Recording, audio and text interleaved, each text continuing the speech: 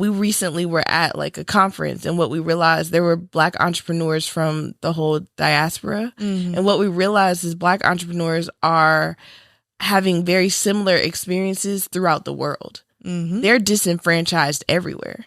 So when we think about expanding the work, it's like in collaboration, let's collaborate with Black businesses that may or may not be in America. How can we expand the pipeline? How can we really grow as a community internationally and not just in America?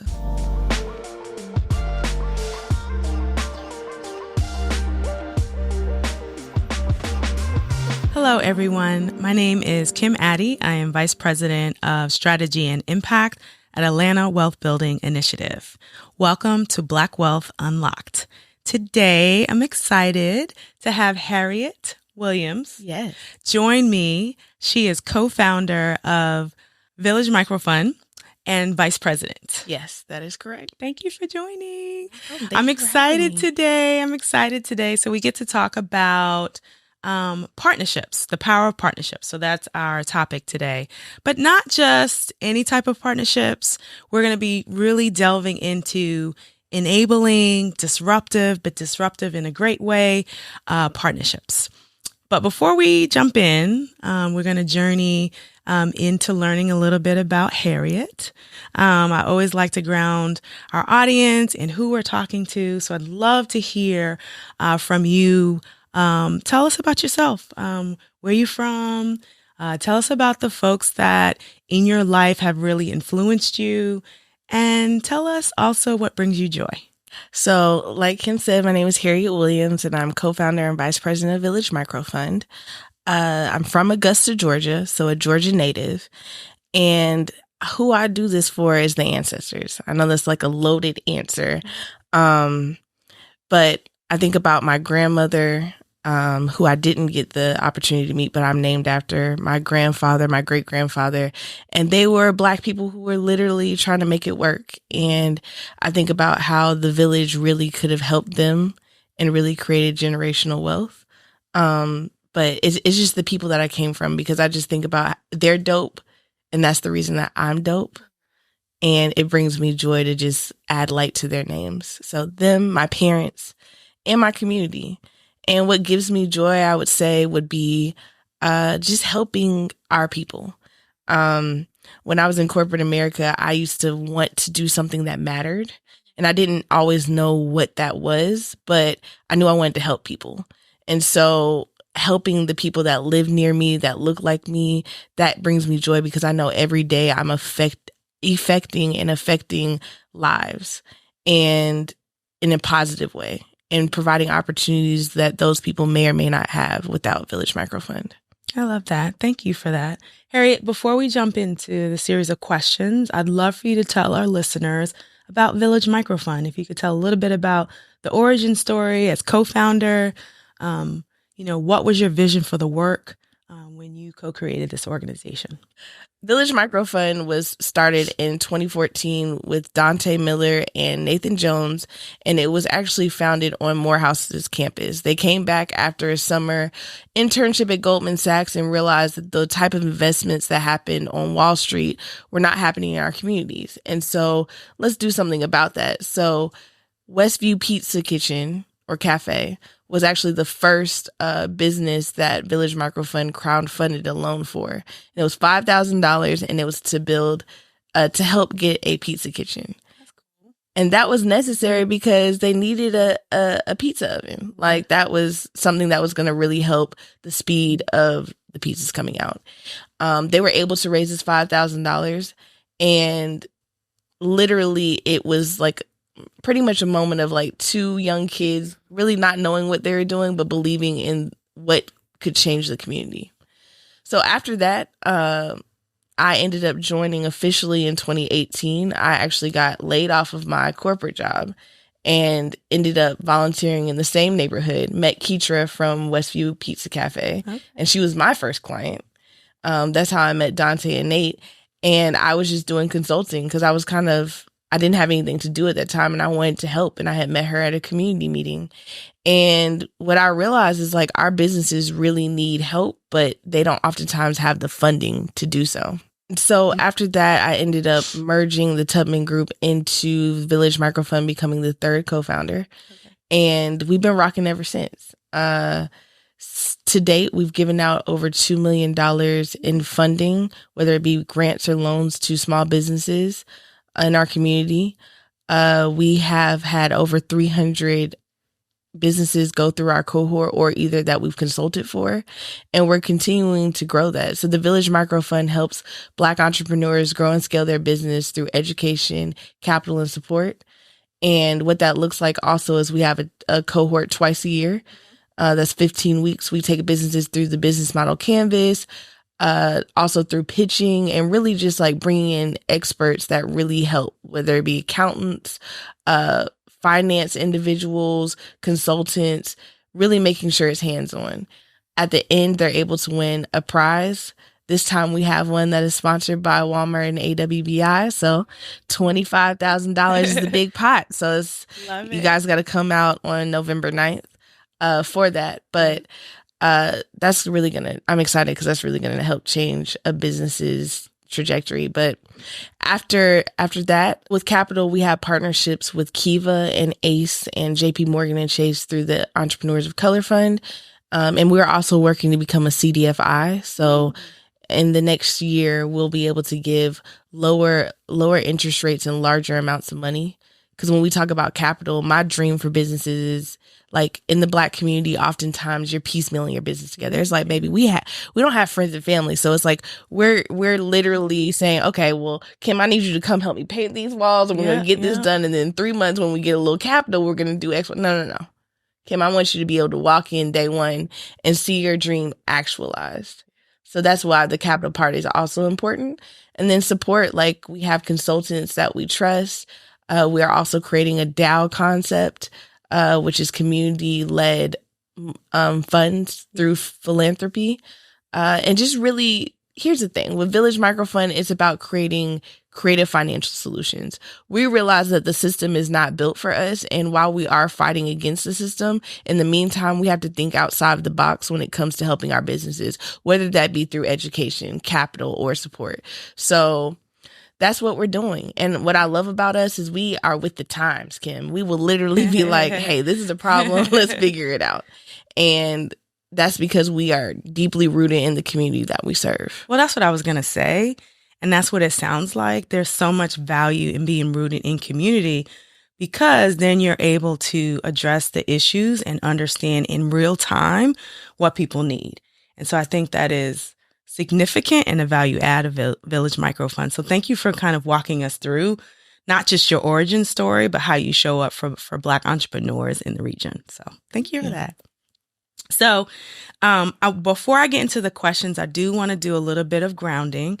And it's important because Atlanta Wealth Building Initiative is a race-conscious, race explicit organization. So what that means is we center not just the truths, right, and experiences of Black people, but we ensure data is incorporated into how we think about the work. But we also understand how systemic racism historically has been pretty much written into the fabric of our society, right? Yeah.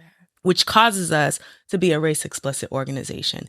Because we are race explicit and race conscious in what we do, it means that we have to show up differently and partner differently. That also means that it's really important for us to be in alignment with values-aligned organizations like Village Microfund. So I'm excited to be in conversation with you today, Harriett, because that's really important. Now, I will tell you, I'm new to AWBI, coming from nonprofit philanthropy. I've heard of and experienced some of the concepts around this scarcity mindset, right? So that is really the opposite of operating in abundance. It is grounded in mistrust, sometimes competition. And I will tell you and be really clear that a lot of where that comes from is from philanthropy, right? And so because of that, I know it makes it even more difficult and many times to partner, right? When you have to and need authentic partnerships. And so in that space, I'm just curious, from Village Microfund and how you all are doing your work, How does that show up for you? And really, what is the antidote? Like, how do you address when partners aren't as authentic? There is a level of mistrust and people aren't operating in the spirit of abundance. I think for us, what I've realized as like we've been doing the work is relationships matter. And when I say that, like, I think about the relationship we have with you, AWBI, and other funders and partners that we have. It's very important to get to know each other on a human level, right? When I know you personally, it's a lot easier for me to work with you because I'm building trust and I feel comfortable.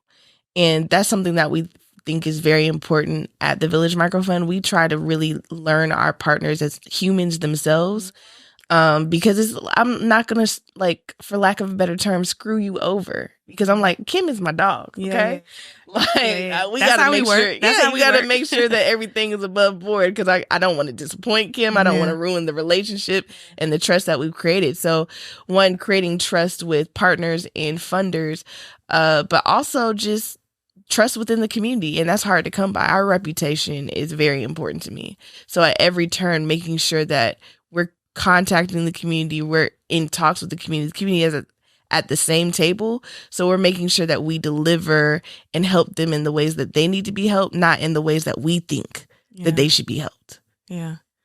I mean, I agree. I think those authentic relationships are really important. And I would also say building relationship capital takes time and doesn't always keep pace with work, right? The work is moving much faster, which sometimes can create challenges in partnerships because I do want to get to know Harriett.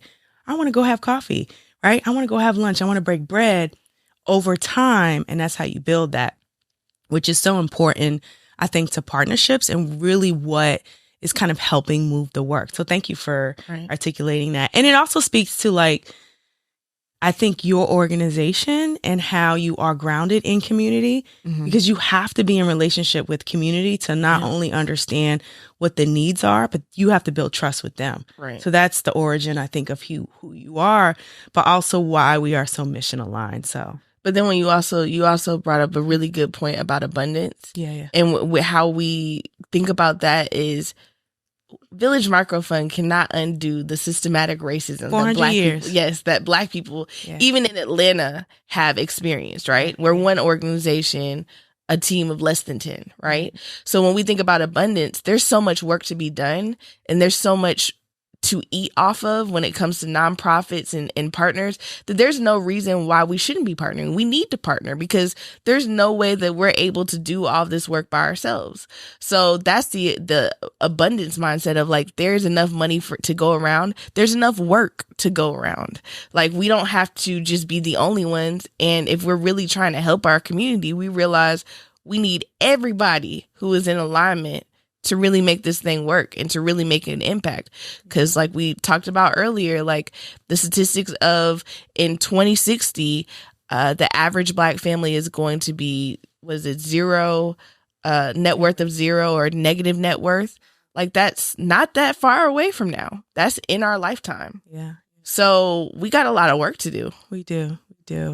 It reminds me of this quote from Angela Davis, and she always talks about, like, freedom is connected to the collective, right? And I was reflective about what it means to be in a collective and how you need to actually partner to move this work.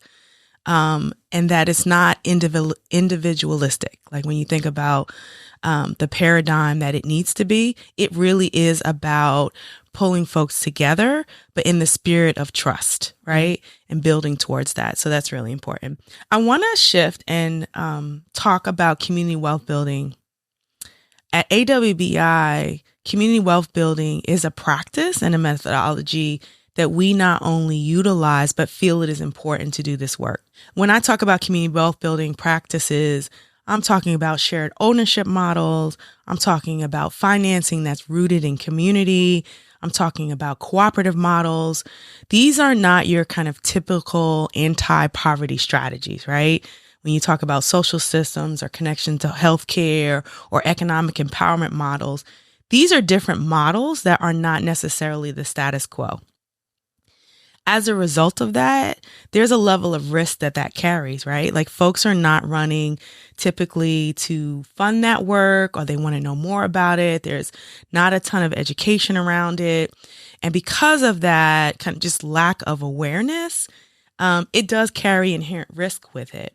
And so I want to unpack that a little bit and talk through that, because I think it also, when you think about partnerships, requires certain partnerships or partners to carry risk alongside you. And so I'm just curious how you all have navigated that space because you guys are pretty innovative when you talk about the DAO, right? Mm-hmm. Creating a platform where philanthropy can invest, right? That gives the community a level of control. Right. There's perceived risk around that. And so I'm just curious what that looks like for you and the types of partners that need to like lock arm in arm with you to do this work. That's a very good question, Kim. Yes, there are a lot of risks that come with our work. And one of the things that's very important is having partners and funders who have non-restricted funds, and realize that we're piloting something here. Like it may or may not work, but willing to try, because what I feel like is a lot of organizations oftentimes think of the work as a Band-Aid. Yeah. Right. And we don't want to be a Band-Aid. No, we want to take that Band-Aid off. We want to get down. We want to see what the real issue is and create a solution so there doesn't have to be a Band-Aid. And that's a lot of work, and that's digging deeper.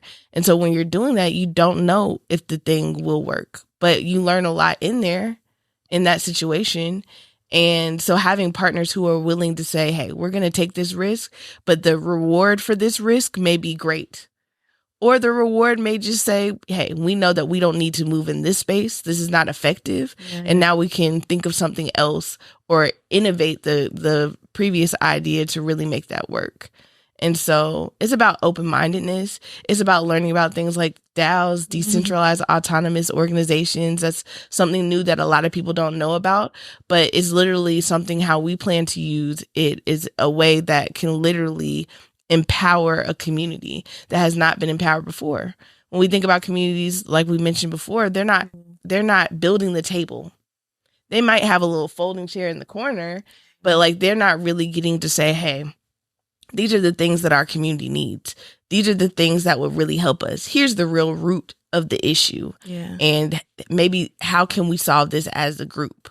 So it's hard work, but it's just about having an open mind and even an abundance mindset of like, hey, if this doesn't work, we know that there are going to be other partners, other funding to really make sure that we figure out a solution to help our people.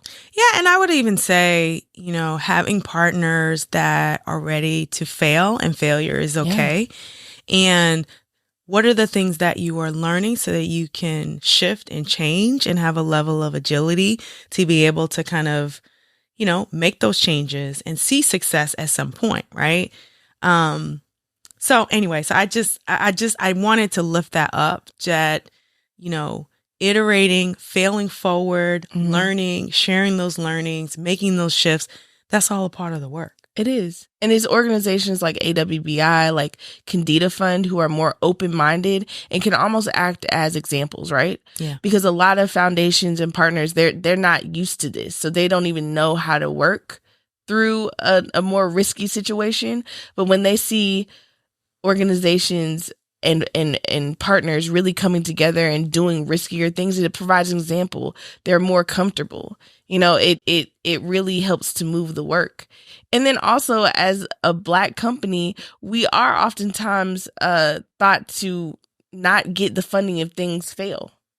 We don't often get a second chance. It's like, hey, we have this Hail Mary, and baby, you better get it right, because if we don't get it right, everybody in Atlanta is going to hear about this failed project, and then we're not going to be able to get funding again. And that's a scary thing. Well, let's talk about that, right? Like, what you're bringing up in this conversation is, I think, the allowances that happen for organizations that are not Black-led, right, is different than what happens for Black-led organizations. Very different. right? And what that looks like, what that feels like, how it impacts the way you operate and move, is a part of like the challenge of really trying to be innovative and finding partners that want to invest in the potential of what could be, right? Right. And so that's hard. It is, Kim, and I'm going to say this. It might be a little risque, right? Be risque. I'm going to say this. If we were of another race doing the same exact work that we're doing today, we would be funded with millions easily. Say it again. We would be funded with millions easily. We wouldn't have to lift a finger. Yep. They would think that this is the most profound thing that has ever been created, and they would easily trust us with that money. Like, we work really hard to get funding, and it matters, but it doesn't matter because it's for our people, and we'll do whatever necessary to make sure we do. Absolutely. But it's a real thing, especially in Atlanta, in the South, that people of color who are doing work for the people of color in their community, it's harder for them to get funding. Yeah. We're having to scrape together checks instead of people saying, oh, well, here's $3 million over 3 years. And there are organizations that are funding. So I'm not saying this is not everything, but I'm just saying it will be a lot easier process. And we've seen that happen with other organizations who are not taking as many risks or are another demographic serving the people that look like us. Yeah. No, great point. Great point. And I think you lifting that up lets people know what y'all's experiences are in that space. Right. We too, even as a nonprofit who is helping Black businesses experience systemic racism through philanthropy. Like, that's a real thing.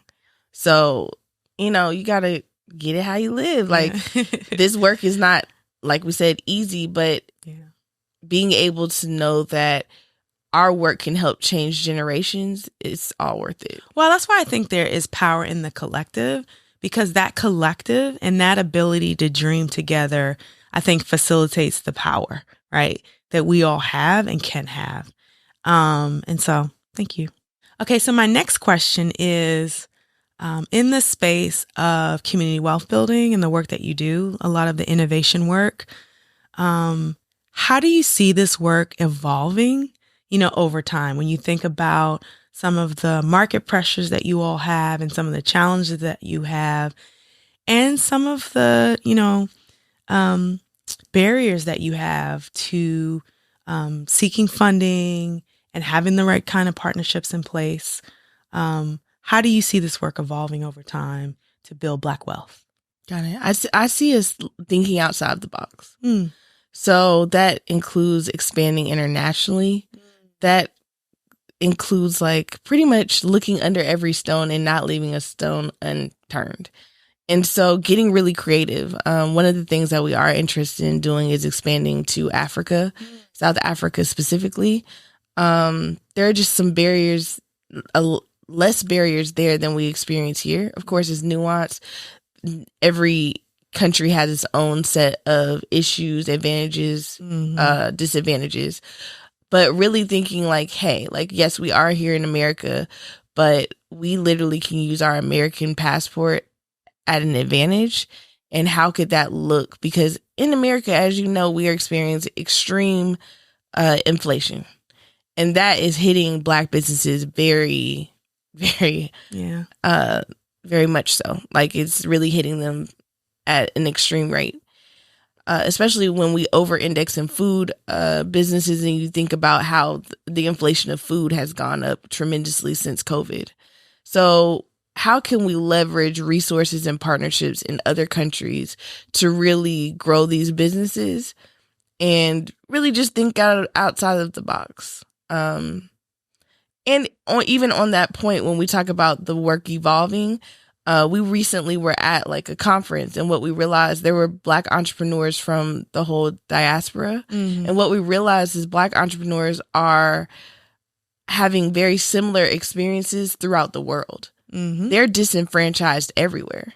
So when we think about expanding the work, it's like, in collaboration, let's collaborate with Black businesses that may or may not be in America. How can we expand the pipeline? How can we really grow as a community internationally and not just in America? So those are some of the things that we think about because we are stronger together than divided. And I know a lot of times it's easier to just look in the community that you are in. Yeah. But there are other people elsewhere that are dealing with similar things. And if we can share the knowledge and tips and all of the things that can help, why not do that? And why not work together to make sure that our businesses are really effectively funded and supported in every way possible? No, I think that's a good point.